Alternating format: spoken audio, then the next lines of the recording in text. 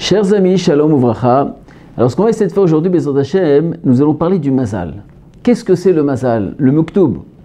Est-ce que le mazal, en vérité, la vie est-elle, c'est du mazal, ça veut dire que c'est prédestiné, qu'on ne peut rien changer? Ou alors non? En vérité, tout ce qui se passe dans la vie, en vérité, ça dépend totalement de notre libre arbitre, de la possibilité de choisir. Et nous avons plusieurs étapes, plusieurs choses des événements, d'accord, des carrefours qui se passent dans notre vie, des moments où on doit décider, des grandes décisions, et suivant les décisions nous allons décider, alors notre vie sera telle qu'elle est.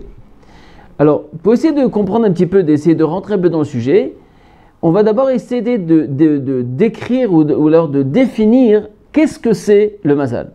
Alors nous allons lire un petit morceau du Rav Dessler. Le Rav Dessler, dans Chelek Dalet, là-bas il rapporte une chose incroyable, et bien il détermine en quelques mots qu'est-ce que c'est le mazal. Nous dit Rav Dessler, mazal ba mishoresh nozel. Ça veut dire que le mazal, c'est une chose qui vient d'en haut jusqu'en bas, qui coule d'en haut jusqu'en bas. Vous metzayen et tashpa yuredet mi lemala lemata, c'est-à-dire d'en haut jusqu'en bas. Et dit Rav Dessler, vechen me voir etzlenu bemakom acher, chez geder hamazalu, quelle est la définition du mazal? Écoutez bien. Klal hakelim ve'asviva mushpa'im la'adam me'et Hashem itbarach kedei she'imale ba'em et chelko betachlit habria. Ça veut dire, je répète et je vais expliquer, le geder du mazal, la définition du mazal, c'est klal hakelim, c'est-à-dire tous les moyens, les ustensiles, c'est-à-dire tous les kelim, les moyens qu'Hachem nous donne dans cette vie, et ça englobe, quand on parle de kelim, ça englobe tous les moyens, à savoir le corps, mes qualités, les gens qui m'entourent, etc., etc.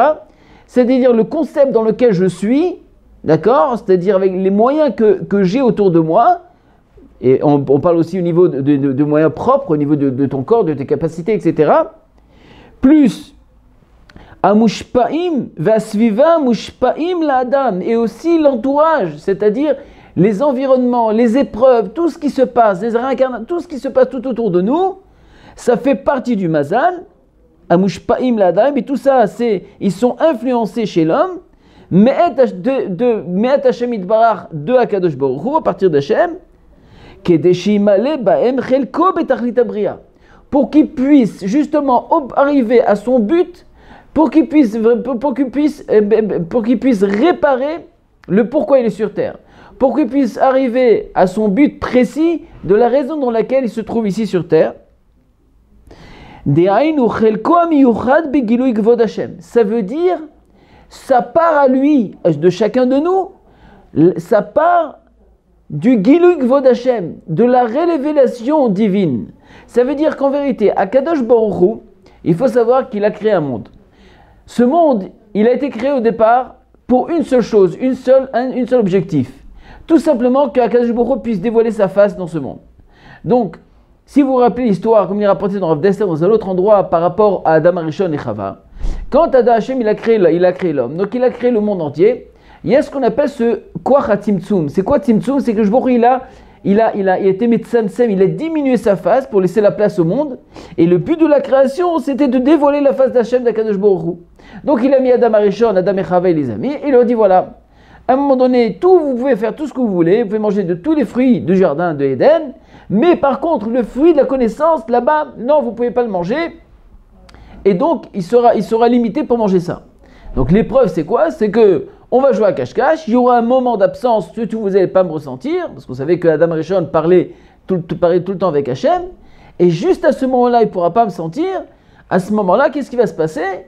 Alors, il y aura un moment d'absence, et là, vous devrez justement éviter de manger du fruit de la connaissance, vous serez tenté à manger, vous devez éviter, et le fait d'obéir à ma volonté, ça sera un dévoilement divin. Vient Adam Arishon, il dit, mais ça c'est trop facile. Parce qu'imaginez maintenant, on se trouve à la plage, et il y a avec un soleil éclatant. Et j'ai une petite torche, et je dis voilà, j'allume la torche, je veux voir si ça va s'allumer. On ne va même pas ressentir la lumière. Donc ça veut dire que faire un dévoilement divin dans une atmosphère où on a une relation avec Hachem, ou qu'on parle tous les jours avec lui, ça ne veut rien dire. Qu'est-ce qu'il a fait Adam Arishon? Je vais descendre le monde dans l'obscurité, et à ce moment-là, après je vais faire un dévoilement divin. Donc c'était le khatrila. Viens, Kadosh Baruch Hu, il dit mon petit, tu t'es trompé. Ça veut dire qu'en vérité, qu'est-ce qui s'est passé au moment que lui, il a descendu le monde, il s'est descendu lui-même. Pourquoi? Parce que l'être humain était la reconstitution du monde entier. Et donc au fait que maintenant Hachem, le Adam Arishon, il a fauté, il a descendu le monde en obscurité, alors lui-même, il est descendu dans l'obscurité, et là, il va falloir partir pour une réparation de 6 jours de création qui ont été faites, et donc et là, il va falloir maintenant avec une réparation de 6000 ans d'histoire. Très bien. Maintenant, le Rav Nasser explique que à Kadosh Baruch Hu, étant donné que il y a eu maintenant une réparation universelle, il faut faire.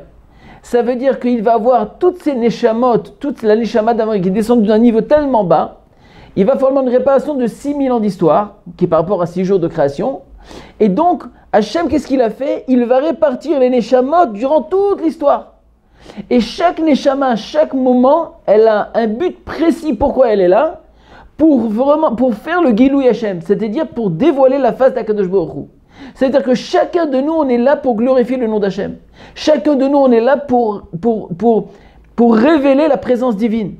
Et donc, nous avons tous été conditionnés dans un système qui s'appelle le Mazal et qui englobe en vérité tous les moyens que j'ai dans ce monde.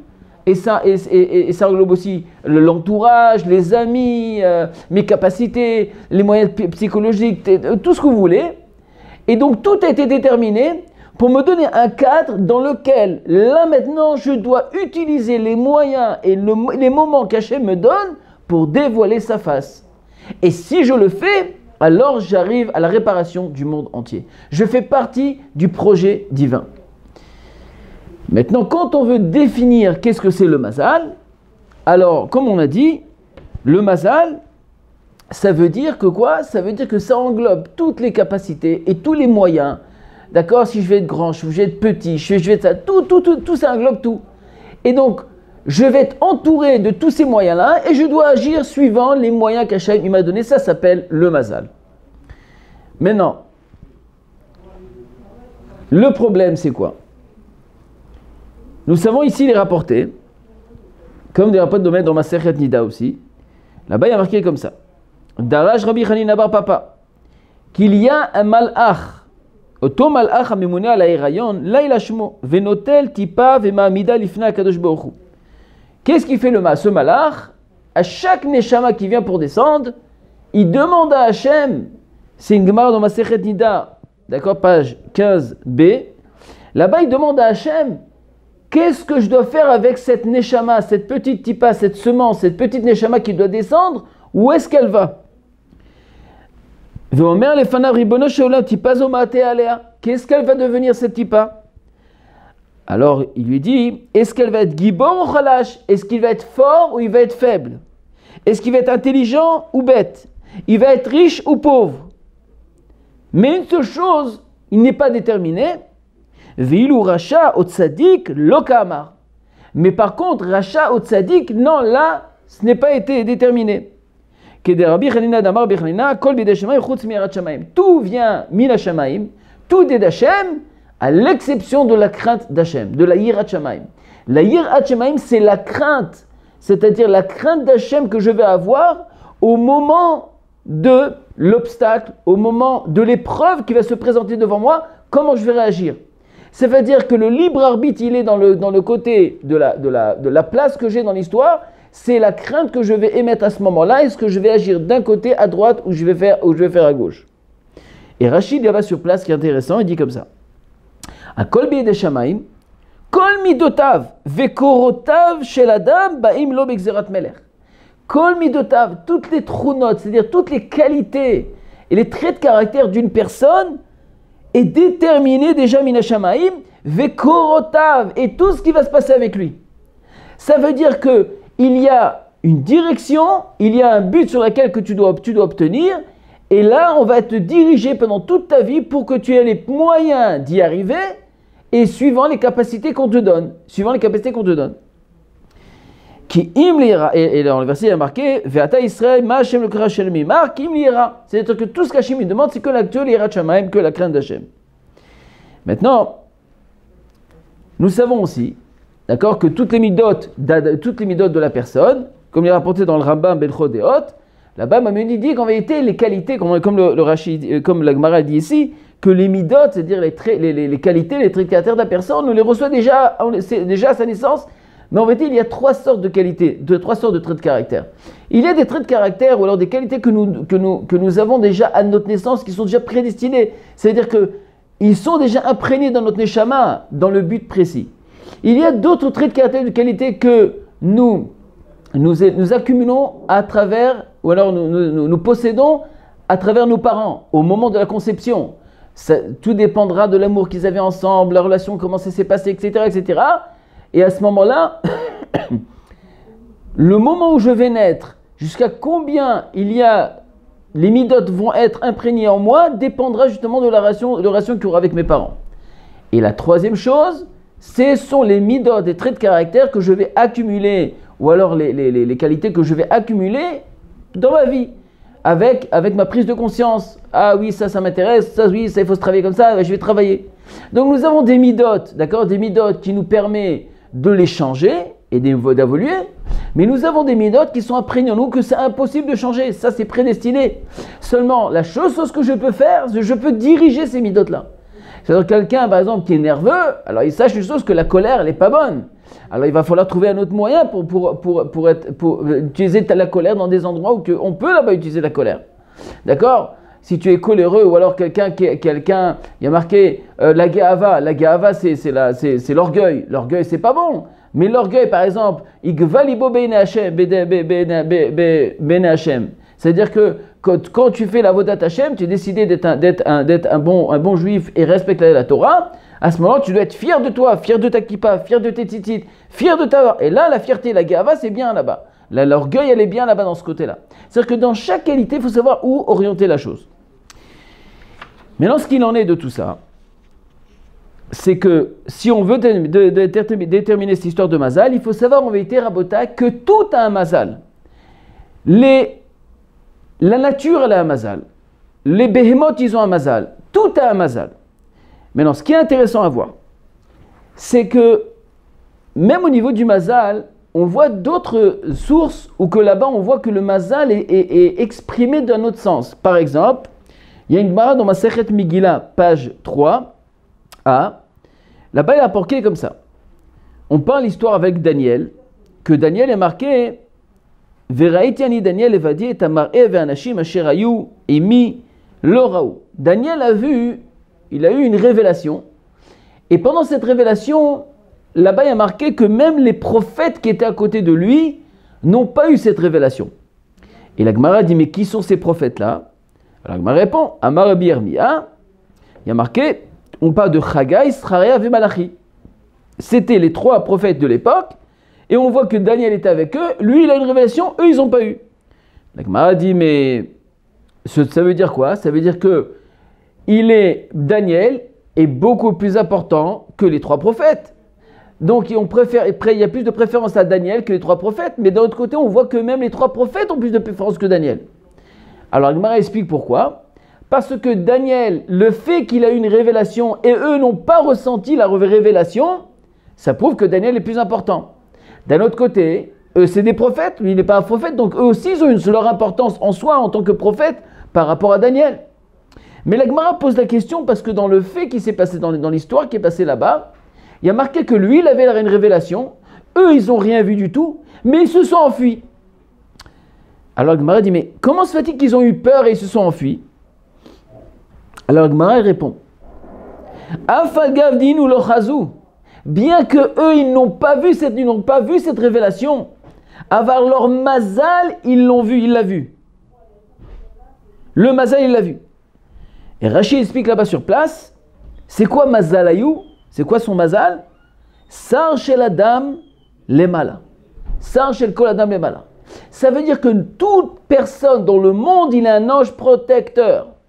Il a un ange protecteur qui va l'aider. Ça fait partie du mazal qui va l'aider à arriver à son but et qui va le protéger de toute circonstance et de toute situation.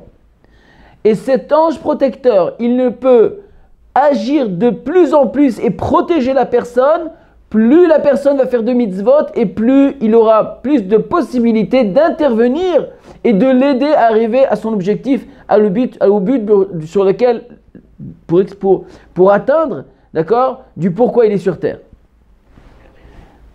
Donc si on essaie de résumer un petit peu ce qu'on vient de voir, quand on parle que tout est du mazal, ça veut dire que quoi, hein? Que le mot mazal, c'est un mot qui est général pour exprimer les kelim ve'asviva, les moyens et les kelim, les ustensiles, on peut pas ustensiles, mais c'est les moyens que nous avons avec notre entourage, avec l'ange protecteur, avec tout ça qui va nous aider à arriver à notre but, à notre but déterminé, qui est déterminé déjà à la base du pourquoi on est sur terre.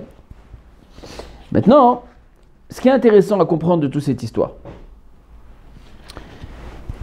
que nous voyons que non seulement l'être humain, il a un ange protecteur, mais il s'avère aussi que les animaux aussi ont un ange protecteur. Eux aussi, ça n'a pas été décrété qu'un animal doit mourir, jusqu'à tel point que, par exemple, il y a une mouche qui se promène ici, par exemple. D'accord ? Bzzz, comme ça. Et moi, je viens et j'arrive pas à l'attraper. Je fais comme ça, j'essaye de taper, rien du tout. Et voilà, à un moment donné, j'ai réussi à la taper. Ça veut dire que si Mina Shamaim, il n'y avait pas une voix céleste qui vient et qui décide que cette mouche doit mourir, jamais j'aurais pu réussir. Ça veut dire que tout est décrété déjà dès le départ par Kadosh Baruch Hu. Tout est mazal, tout est une question de mazal. C'est une question de mazal. Quand est-ce que chaque chose il est à sa place. Quand est-ce qu'il doit mourir, quand est-ce qu'il doit être malade, quand est-ce qu'il doit gagner de l'argent, quand est-ce qu'il ne doit pas gagner d'argent. Tout est déjà déterminé. Tout est une question de mazal. Il peut y avoir même des gens, Rabotai. Il peut y avoir des gens qui ont un super mazal. C'est-à-dire que tout ce qu'ils font, ils réussissent. Et c'est pas dit qu'ils sont très intelligents. C'est des gens qui ont la mazal. Ils ont une parnassa énorme alors qu'ils ne sont pas très intelligents. Et il y en a d'autres qui sont très intelligents, ils n'arrivent pas à avoir de parnassa. On ne comprend rien. C'est une question de mazal. Ça veut dire que le mazal, c'est quoi? On va voir. C'est ce qui détermine un petit peu tout ce concept-là, tout ce qui se passe ici autour de nous. D'accord? Ce sont les moyens pour pouvoir arriver à notre but.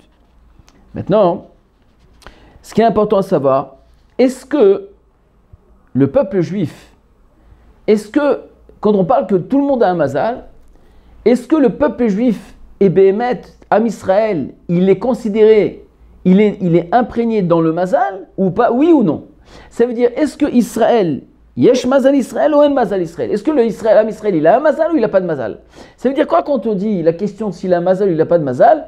Ça veut dire, est-ce que même si maintenant il est dans une situation, il est avec des moyens, avec tout un entourage, avec un concept, ou alors il a un concept, tout ce qui l'entoure, est-ce que c'est prédestiné et que c'est impossible de le changer?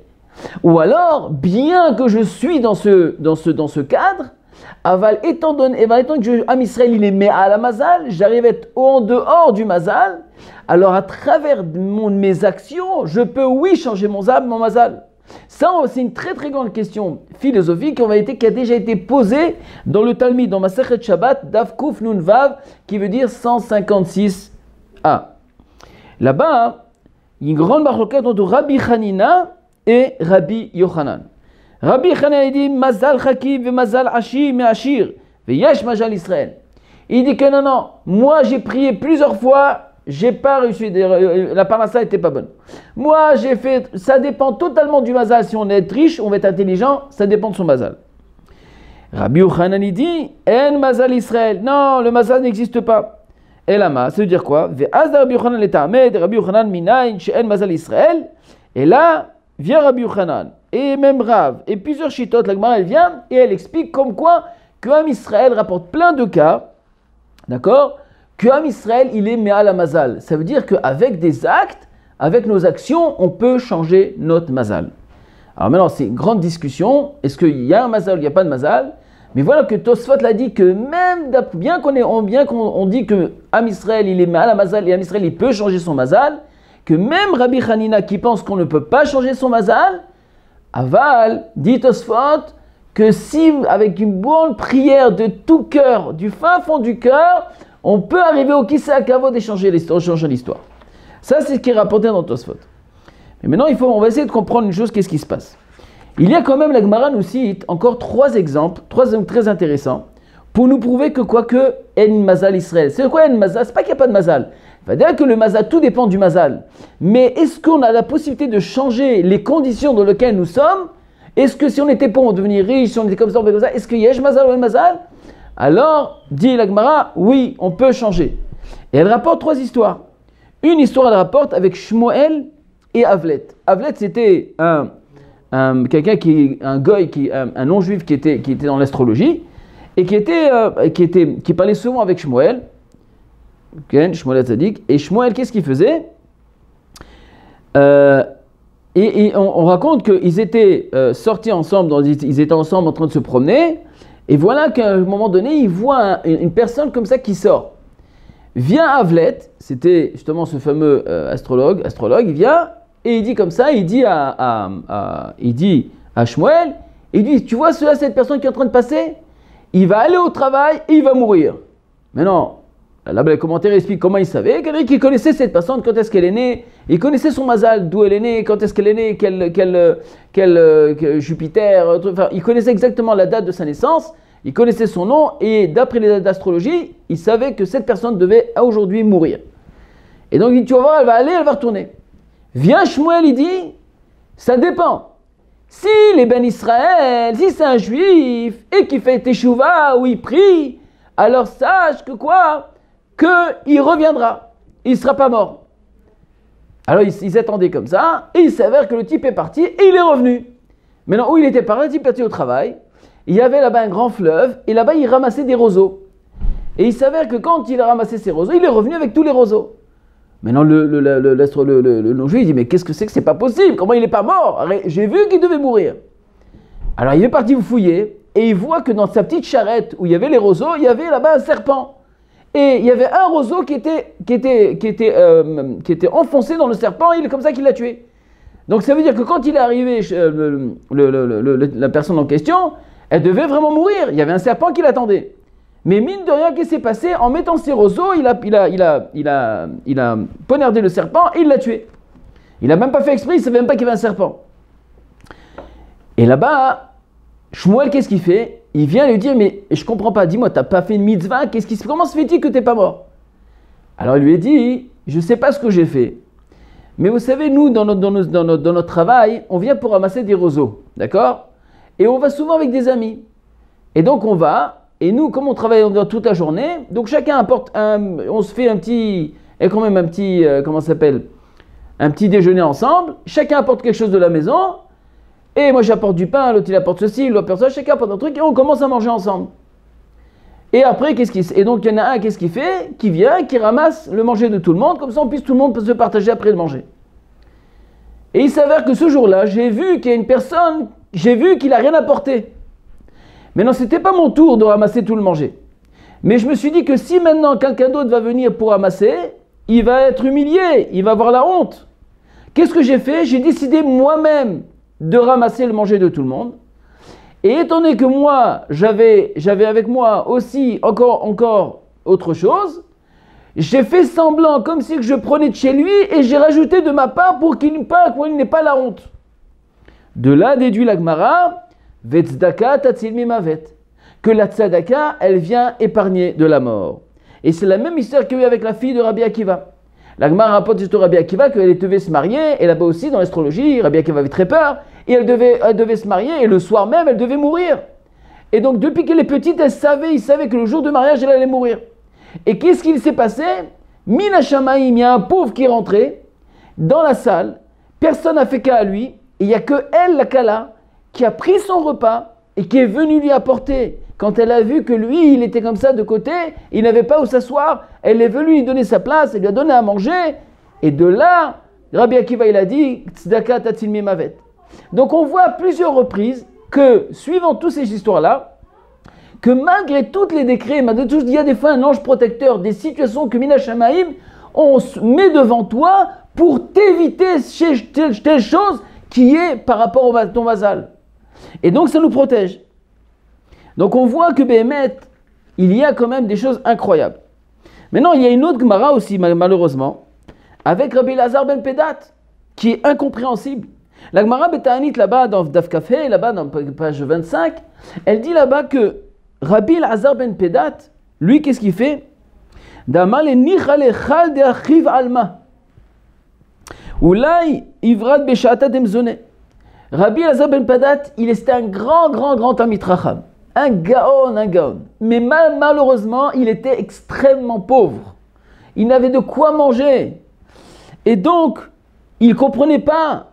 Il commençait à prier à Kadosh Baruch Hu, jusqu'à qu'il y ait une bat-kol, il y a une voix céleste qui lui a dit « Arrête de prier, on ne peut pas te laisser, on ne peut pas te changer ton mazal. » Et il lui dit là-bas, écoutez bien, regardez un peu cette phrase qui a été entendue, cette voix céleste. Elle lui dit à Rabbi Elazar ben Pedat, on ne peut pas tellement changer ton mazal que même pour le changer, il faudrait qu'à Kadosh Baruch Hu, il détruit le monde, il recrée le monde entier. Ça veut dire que la situation dont tu te trouves, elle est tellement importante dans l'atmosphère de toute la création que si toi maintenant on change ton mazal, il faudrait qu'on crée de nouveau toute la création, et c'est une chose qui est impossible parce que même si ça se fait, je ne suis pas sûr que Hachem il va changer ton mazal, qu'on changera quand même ton mazal. Donc on voit qu'il y a quand même des choses qui sont déterminées. Donc on va essayer de comprendre un peu de quoi il s'agit tout ça. Comment on peut essayer d'avoir un petit peu des choses claires dans tout ce qui se passe. Moraï Verabotai. Alors là, vous allez voir une chose incroyable. Il est rapporté que le Péléyoetz nous dit comme ça. Shlosham inexerotiem. Il y a 3 décrets dans le monde. Yeshu gavra deit lesrut tole. Valei masrute vebari vemazala. Afilu im lo yeh lo rofe v'yaseh dvarim nigdim lecholio lo yamut ela chaya yichye. Ça veut dire, dit le Rav Papou, qui a écrit le livre Le Péléyoetz, dans le char quand il parle là-bas de Refoua, là-bas il dit qu'en vérité, qu'il peut avoir une personne qui est malade, une personne, d'accord, et qu'elle a un mazal tellement fort, que tout ce qu'elle va faire, d'accord, tout ce qu'elle peut faire, même si elle est mourante, même si, peu importe, tout ce qu'elle va manger, tout ce qui va se passer, il va vivre pendant des années. D'un autre côté, Yeshinik Zeralav Mitar Rahman Itzlan, Vimishamer et Tatzmum Bichol Hashmirot Shebaolam, Shav Shakat Shomer Verofim Lo Yailu Lo Yatzilu. Et il y a des gens, à l'inverse, qui ont eu un décret tellement fort qu'ils vont mourir, et que rien à faire, même si on met les plus grands médecins de toute la terre, tout ce qu'on peut imaginer, il va faire du sport, il va faire attention, il va manger des céréales, il va manger ceci. Impossible d'aller à l'encontre du décret. Ça veut dire qu'il y en a, quoi qu'ils font, ils n'ont rien à voir avec tout ça. Et il y en a d'autres aussi, quoi qu'ils font, ils vont rien à voir. C'est-à-dire que dans les deux cas d'extrême, si maintenant on a décidé pour toi que tu vas être riche, tu peux faire toute la vérote de la terre, ça n'a rien à voir. Tu es conditionné à être riche, on ne peut rien faire. Il y en a, ils sont 2 impôts, même s'ils sont des grands syndiqués, mais rien à faire. Ça ne dépend pas. Mais nous dit le Rav, אבל יש מחמת עוונותיו מניחים אותו תחת הטבע ויש ישמור ויתנהג ברפואות על פי הטבע חיי יחיה ואם לא ימות ועל כגון זה נאמר ויש נספה בלא משפט. Ça veut dire que même il y en a, chas v'shalom, il y a des gens, une catégorie de personnes que là-bas c'est une autre histoire. Ça dépendra totalement de tes mitzvot et de tes averot. Donc ce qu'il faut essayer de comprendre dans toute cette histoire, c'est que d'un côté nous voyons des personnages du Talmud ou dans lequel on voit que tout est prédestiné, comme Rabbi Elazar ben Pedat, qui était très pauvre et c'était pour lui impossible de gérer l'histoire. Et d'un autre côté nous voyons des gens comme Avraham Avinu, comme d'autres, comme Rabbi Akiva, l'histoire que à travers les actions on peut changer le mazal. Alors c'est un peu difficile tout ça à comprendre. Comment aujourd'hui comment on peut savoir dans quelle catégorie nous sommes de personnes? Alors vient le Rav Dessler, et il dit une chose incroyable là-bas. Il dit comme ça, dans page 99, Pesher Adavar hu sheyesh shechelko hu inyan mesuyam begilui gvod Hashem yitbarach va'inyan va'aniyut va'ashirut ve'shar anisibot va'matzevim em rak kelim leze. Ça veut dire que chacun de nous on est déterminé pour faire un gilui gvod Hashem, pour dévoiler la présence divine. D'accord? Maintenant, il s'avère qu'il y a des personnes qu'en vérité, la pauvreté et la richesse, ce n'est que des moyens et qui n'ont rien à voir avec notre Torah précis, c'est-à-dire ce que Hachem il attend de nous. Et donc je peux, on va donner un exemple, je peux obtenir mon but, c'est-à-dire du pourquoi je suis sur terre, de ma raison d'être, d'accord, mon objectif. Ça peut se manifester à travers ou la richesse ou alors la pauvreté. Et donc ça dépendra de moi dans différentes circonstances. Où est-ce que j'habite, au niveau de mes actes, au niveau si j'ai décidé de travailler, j'ai décidé de rester au collège, peu importe les circonstances, mais je pourrais arriver à mon but. Mais en vérité, la richesse et tout ça, ça n'a rien à voir des choses qui sont que des moyens que je peux changer. Mais nous dire à Esther, Veyesh asher aniyut o ashirut eme'etzem chelko begilouy. Mais il y en a d'autres personnes que d'être de la pauvreté fait partie du Gilouy Kvod Hashem, fait partie de sa réparation, fait partie de la raison d'être sur terre. Ce n'est pas un kéli, ce n'est pas un moyen, mais c'est leur but en soi. Et il y en a d'autres, la richesse est leur épreuve essentielle de leur vie. Et donc ça n'a rien à voir s'ils font des mitzvot, font pas des mitzvot, parce que ça a été déjà déterminé qu'ils seront riches. Donc ça n'a rien à voir. Maintenant le souci c'est quoi? C'est que nous vraiment, on ne peut pas vraiment savoir. Alors on explique par la suite de Rav Dasser une chose, il nous dit comme ça. Qu'en vérité, étant donné qu'on ne peut pas savoir, donc ça demande à nous tous, Rabotai, de faire le maximum, d'accomplir les mitzvot, d'être de quelqu'un de bien, d'être toujours d'améliorer, de s'améliorer en Torah, de faire l'Ishtadou dans sa parnassa, chacun avec ses moyens. Maintenant, si Hachem décidera que tu es déterminé pour être riche, alors Tanam le Mazal t'accompagnera pour devenir un riche. Et si tu es déterminé pour autre chose, alors le Mazal t'accompagnera. Mais non, et ça ne dépend pas de nous. Et si Béhémet, et donc en vérité, il faut savoir que tout peut être changé au niveau des Kélim.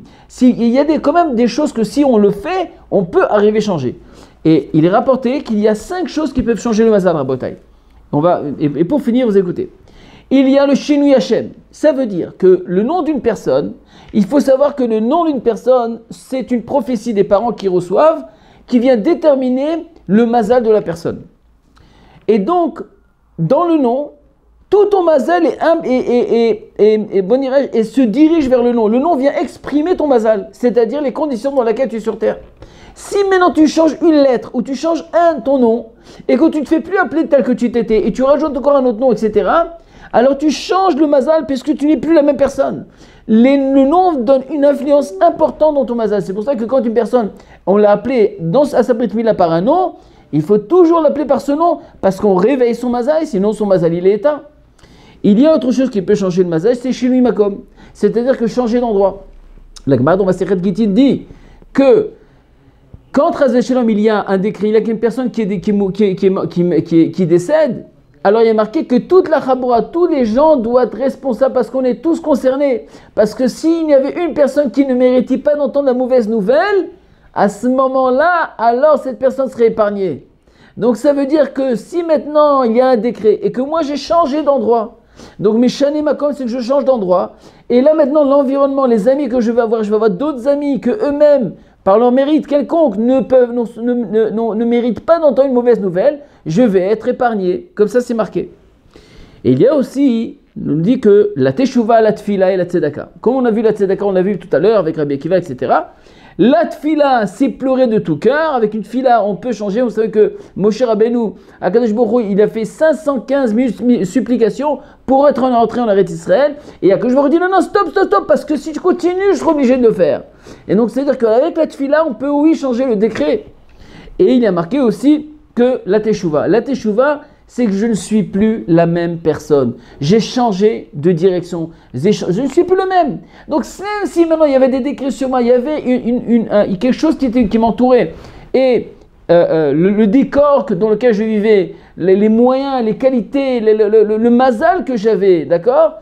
Et l'ange protecteur en lui-même, tout ce que j'avais autour de moi, ce qu'on appelle le mazal, qu'on a décrit, à ce moment-là, mon mazal peut changer parce que j'ai décidé de faire teshuva. J'ai décidé de devenir une autre personne. Je ne suis plus la même. Donc, automatiquement, tous les kélim et les moyens changent tout autour de nous.